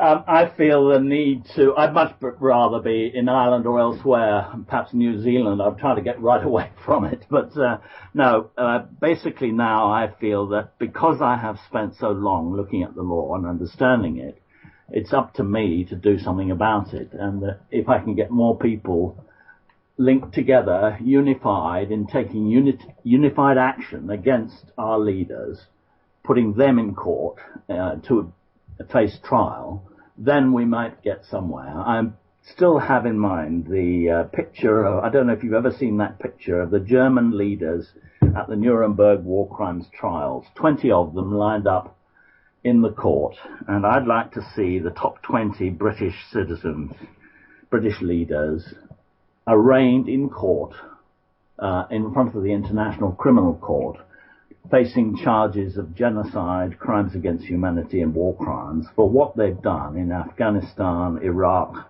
and Libya. Well, I think that will probably, something like that is going to happen down the line, or something near enough like that, because the one thing, we see the politicians, and they're trying to bring all these laws and all these changes. In the UK it's the same as Ireland, but the one thing that's inevitable is change. And change is taking place at the moment, and people are waking up and seeing what's going on. And all these elites at the top are scurrying around, and they're saying, what can we do, what can we do? All these people are waking up, what are we going to do? And that's what's happening. So change is inevitable. Whether they like it or not, they can implement as much as they want and bring in what they want. But when you're talking about billions of people waking up and finding out and realising what's going on, the game is up. So they are a trapped rat. And somebody said to us, actually, that it's like having a dying bear or a dying lion. Just don't go near it. You don't go up and start poking it with a stick. Just let it die, because that's what's happening. And these people will eventually be tried, and they'll be hopefully jailed or dealt with, or whatever's going to happen, because it's only inevitable that, we talk about energy. I don't know whether you're into that, but, I'm a big believer of karma, because when you understand the science of energy, and we had Ralph Ring on, who's a scientist, and he talked about it. So it's only inevitable that something's going to happen. They might be laughing now, but I can definitely say I feel that. And over here with the politicians that we have over here, it's going to happen. They might be laughing now, but, change is going to take place, and change is taking place. Greece is the example. I think there is an important issue to keep in mind, though, where you talked about the dying lion. Now, that lion, the British lion, won't die if we keep feeding it with money. It's the money that keeps the whole ball rolling. People take over from others. Brown took over from Blair, and Cameron's taken over from Brown, and they are all pursuing the same policy. And that policy is being funded by British taxpayers. But that's going to collapse, Chris, because this is a massive Ponzi scheme. When we stop it, stop paying the tax, then it will collapse, as you say. Yeah, well, it's probably going to collapse sooner than later, because with Greece, what's going on with Greece at the moment, if they pull out, that's going to be a domino effect. But the system at the moment, the Babylonian money system that we have at the moment, is just not sustainable. We know that, and we know that it's the proverbial is going to hit the fan, and it's going to collapse. And it's because mathematically it can't go on. It just can't. So it's going to happen anyway. So even if people still carry on paying the tax, inevitably, eventually it will end up collapsing. I think there's things we can do to speed that up. Yeah. And that's what I'm particularly interested in, is the solutions to our current problems. And it's trying to move on to what can we do about it. As you say, people are constantly asking, what can we do about it? Yeah. And it's very important for us to put forward the point that there are 101 things we can do about it. And I feel they fall into 5 main areas. The problems are war, poverty, inequality, misgovernment, climate change, all those major problems that we're facing as a world. The one way under which we can solve all of those problems is by looking at the underlying systemic causes of those problems and changing the rules. Yeah. And so the rules about debt, for instance, in Greece, there's a very simple solution that they should do straight away, is to cancel all the debts that they were taken on by previous governments without the consent of the people. And if someone takes on a debt that is nothing to do with you, you have no duty to repay that debt. Yeah. So the Greek people do not need to repay the debts to the bankers and the banking system, which is as you said, it's the real problem underlying it all. Yeah. Well, it's an odious debt anyway, so it shouldn't be paid. Correct. So, and the same with Ireland. I mean, we'd no contract to pay that. It shouldn't be paid. But again, you have these people who are making choices who don't have a clue. And Brian Cowan and Brian Cowan and Lenihan, who made the choices with the bank bailout in 2008 for Ireland. Yes. And we said it's an odious debt. Now, we talk about representative democracy, which we had in our original constitution, and that basically says that, like what Greece did, he went out and asked for a referendum and he's asking the people. Now, we had representative democracy in our constitution in 1919, 1922, and it was taken out by a Fine Gael government, apparently. So we need to get that back in our constitution, because that means that any time there's a major decision to be made, it has to go to the people. And also we have recall, which means that if a politician goes in and he's not doing his job, we can sack him. At the moment, like the UK, they go in for 5 years, and no matter whether they're good or bad, we're stuck with them. We can't do anything with them. Yes, well, I think there are things we can do about it, and that's what we've really got to focus on, is what legal actions can we take, what financial actions can we take, what political actions can we take, what educational or media actions can we take, and what organizational actions can we take. Now, each of those areas, there are things that we can do to force change, and it worked brilliantly. Back in 1215, the Magna Carta came about because the king at the time was asking too much. He wanted money and troops for his wars in Aquitaine, and the barons said, no, that's enough, enough's enough, you're not having it. You may not have it until you have agreed our 63 demands. And they put those 63 demands down, he agreed to them all, and that became Magna Carta. And that sort of process of change is available to us all the time. It happened with the American independence, for instance. Yeah. The British government was trying to force the Americans to pay taxes, the stamp tax, the tea tax, and various others, and they said, no, enough's enough. We have no representation in Parliament, and we're not going to pay any tax. Yeah. And they became independent, and it worked there. It worked in India, when Gandhi set off the salt tax, and finally that led to Indian independence, because people were unified in saying, we're not going to pay your taxes. Yeah. Yeah. Well, I don't think, we are paying the taxes over here, so it didn't work for us. I'm just going to go over to questions. We have more there, Steve. Right. Yeah, we do. Graham was just wondering, Chris, can you ask Chris if he knows about George Galloway's film, The Killing of Tony Blair? I've heard about it. I haven't seen it. Yeah, we haven't seen it. Galloway several times, and I'm sure it's a good. I'll have a look at it. The Killing of Tony Blair. Yeah, I think we've heard of it here now. I haven't seen it either. Probably the same as yourself. I don't know if Alan has seen it, but I'm sure it'll be quite interesting anyway. Yeah. But I'll have a look at it anyway. Yeah, I've a question for. Well, actually, sorry. I'll go with the comment first. This is a comment again when we're talking about the income tax that came in from Lee. Lee said income tax was announced. This is just for the people who aren't aware of this, but he says income tax was announced in 1798 and introduced in 1799 as a means of paying for the war against the French forces under Napoleon. He says you can see quite clearly there's no mention of schools, roads, NHS, nothing, simply war funding. He said that's the way it was, and it hasn't ended. I think we'd probably all agree with that. A question from Joan. Joan is wondering, I have actually PM Joan and asked her, could you kind of expand on this question, because I'm not sure if it'll make sense to you, Chris. But Joan says, can you ask Chris, I work all year round, she's self-employed, she's paid by cheque, but she only gets €84.50 per week in the summer from social welfare. Have you any suggestions? Again, I have PM'd her to see if she can expand on that, because obviously without more information, you probably won't get too much out of that question.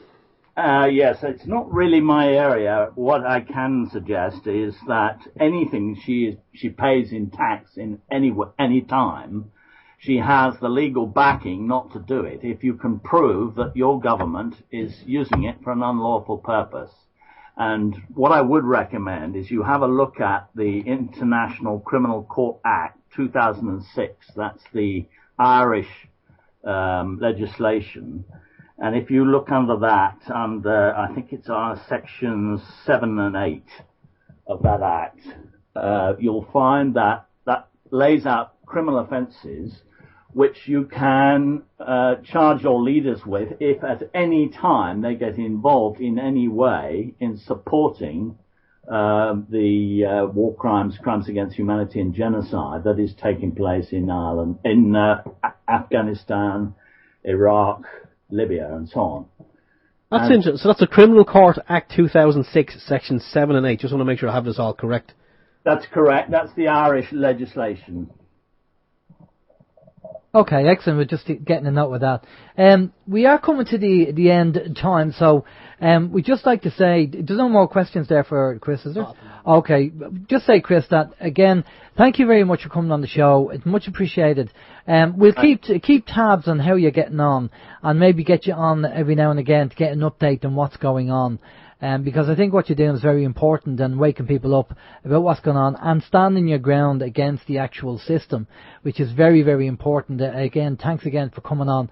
I'm going to pass you over to Steve, and Steve's going to get all your details so people know where to contact you and stuff.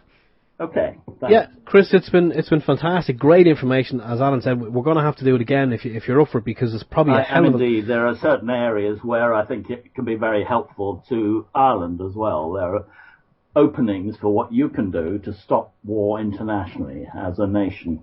Yeah, absolutely, and obviously by your just the 60 minutes of information that we've had from you this evening, I mean, obviously people are going to get some great foundations, some great groundwork just based on what you've done, and you never know, you may inspire some people over here to take the same stance that you're doing over there and fighting the tax.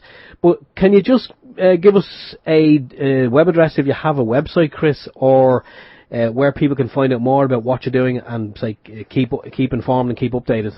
Yes, well, there's two ways. One is Make Wars History, all one word, .co.uk. Yep. And if you Google my name, Chris Coverdale, you will come up with quite a lot of videos and which put this into context for people. So there's one example where Tony Farrell and I had a good conversation about tax rebellion. It's a 44-minute video, and it just goes into more of the details.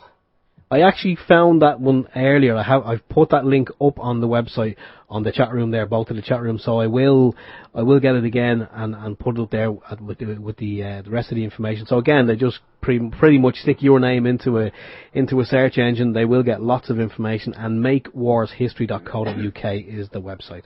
That's correct. Brilliant stuff. I'm sure you will get more invites. There's one or two invites come in there from other radio hosts that want to interview you, and they probably have a lot more knowledge than we have about the subject, and you can really kind of get in deep into what's going on. But we'll do a part two, definitely catch up maybe in a couple of months' time and find out what you're doing and where you're at. But again, thanks for coming on, Chris. Just stay with us there for a few minutes, and we're just going to go to a musical break, and we'll be back after this. Okay. This is Open Your Mind Radio on OYMradio.com, UnitedWeStrike.com and PeoplesInternetRadio.com. And we're back. A little bit of Starman there, David Bowie. We played that one especially for Chris, for no apparent reason, only because, well, I just seen the song there, and I think I remember Chris saying he likes a bit of Bowie. So yeah, Chris, that was for you. Brilliant. So two great guests we had on tonight there, Kate Curtis, who's a healer, and Chris Coverdale, obviously fighting the tax. The night has flown. The night has flown very fast, and it's just amazing that, you know, I know we said earlier on, by the way, thanks to the listener, I'm sorry I don't have your name, but it was a listener that emailed us and told us about Chris Coverdale and suggested about getting Chris on the show. So if you do have people that you think would be good to come on the show and to talk about things, email us, let us know. And there's been a few people who've done that, and we've got the guests on for them. So if it's relevant, and it's a subject matter that you'd be good talking about, then obviously we're happy to do that. We'll have a look and try and get them on. There's no better man than Alan. You give him a name, he'll splash on the old spice. I'll do my best. There's a few people who are kind of very elusive at the moment, but I'm still trying to track them down. We have to hunt the dog. Just change the aftershave and you'll be grand. You'll be grand.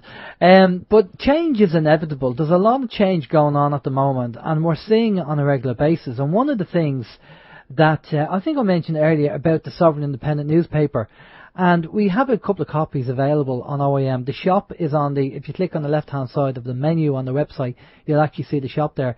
And the guys did a great job with the Sovereign Independent.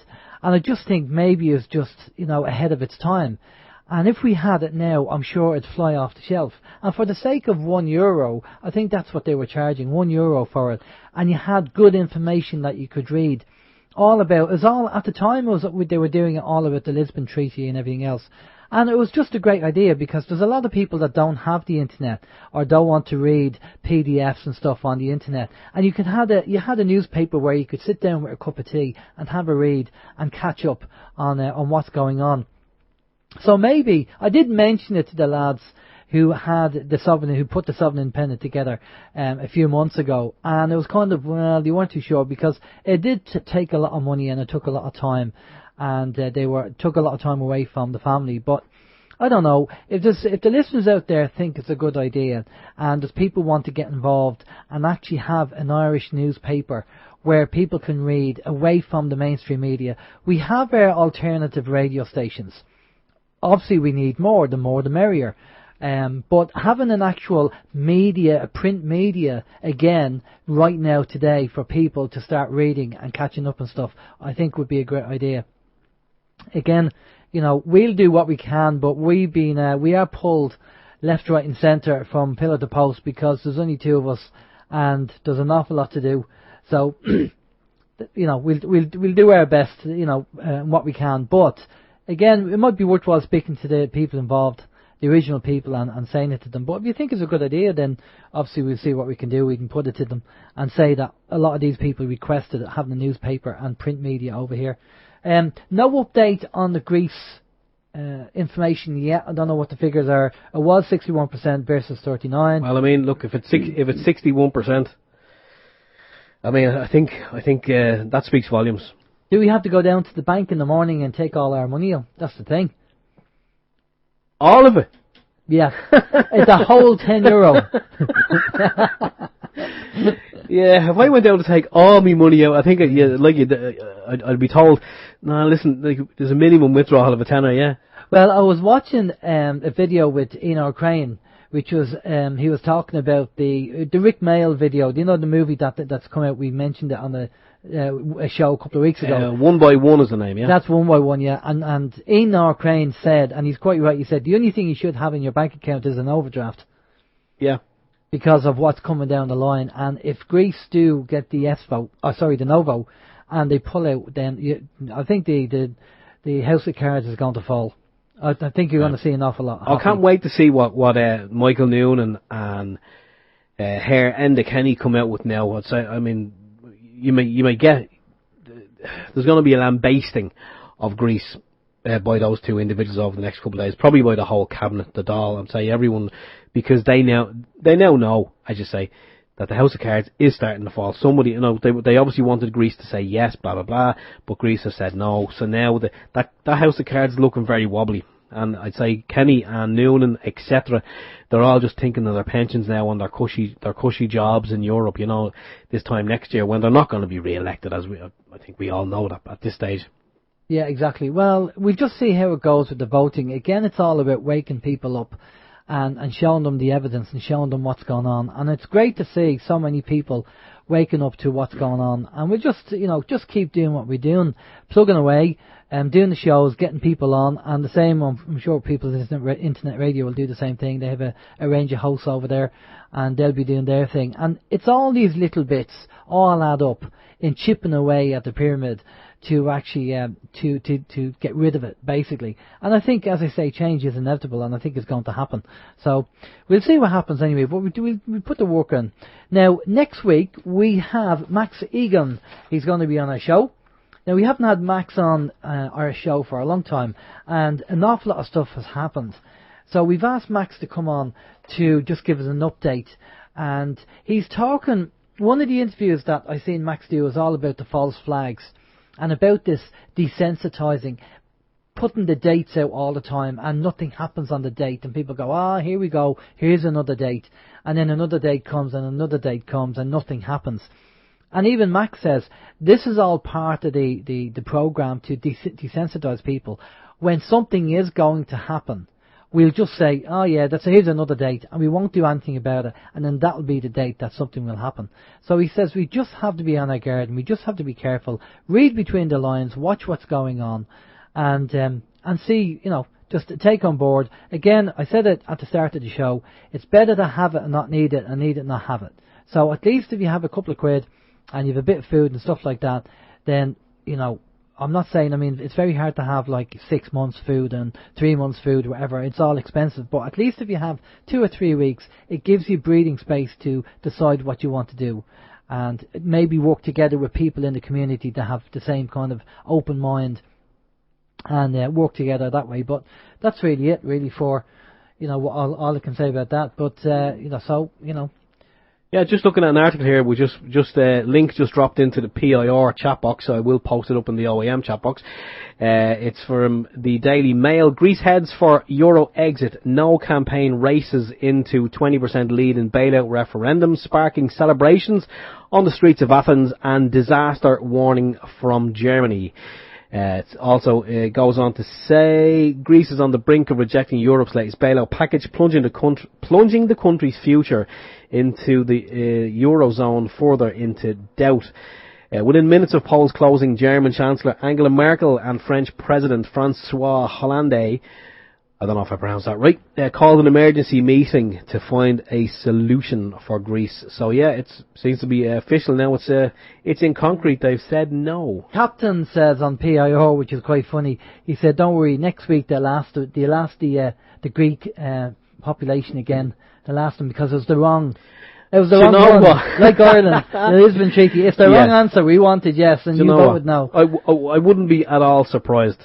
Wouldn't be at all surprised. Will they come out and say, there's been a miscount, or there's something wrong, and it's null and void, you have to do it again? Or the people we had counting the votes, would you believe, they put them in the wrong pile, so it's 61% yes vote, yay! Yes, yeah, exactly. Okay, well listen, we're going to have to go. Sorry, there's a call coming in, but we can't take it. So we have to wind up. But from myself, Alan James, take it easy, have a safe week, and we'll catch you next week. Take care, bye-bye. Okay, for myself, Stephen George, it's been a hoot and a handcart. We'll do it all again next week. Not sure who was on the line there, but if you want to give us a shout there, we will be wrapping up momentarily, and then we can take a call. So until next week, have a great week. Enjoy the sunshine and the rain. And there we go. For myself, Stephen George, good evening.